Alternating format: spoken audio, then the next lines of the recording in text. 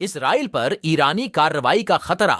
भारत समेत कई देशों ने जारी की ट्रैवल एडवाइजरी। सीरिया में ईरानी दूतावास पर हमले के बाद तेहरान की जवाबी कार्रवाई की आशंकाओं को देखते हुए भारत, अमेरिका और कई अन्य यूरोपीय देशों ने अपने नागरिकों के लिए ट्रैवल एडवाइजरी जारी की है।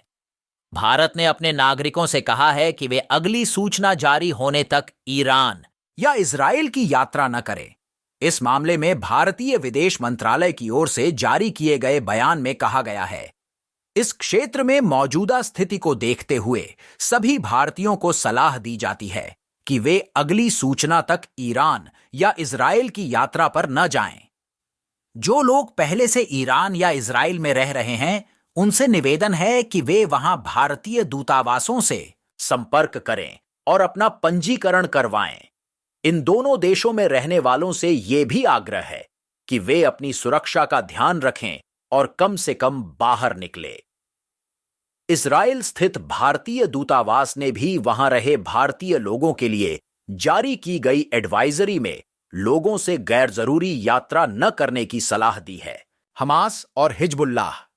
इजराइल ने दमिश्क में ईरानी वाणिज्य दूतावास पर 1 अप्रैल को हुए हमले की जिम्मेदारी नहीं ली है। हालांकि इस हमले के पीछे इजराइल का हाथ बताया जा रहा है।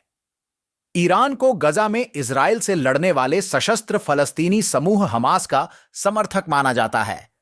गंजा में हमास और लेबनान में हिजबुल्लाह की तर्ज पर पूरे क्षेत्र में सक्रिय विभिन्न सशस्त्र गुट इजरायली ठिकानों पर अक्सर हमले करते रहते हैं।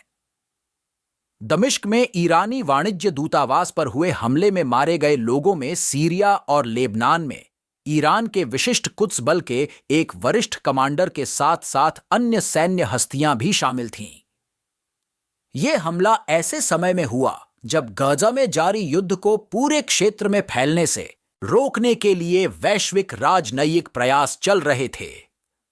अमेरिकी राष्ट्रपति जो बाइडेन ने बुधवार को चेतावनी दी कि ईरान एक बड़े हमले की धमकी दे रहा है। साथ ही उन्होंने किसी भी तरह से इजराइल के साथ खड़े होने की अपनी प्रतिबद्धता भी दोहराई।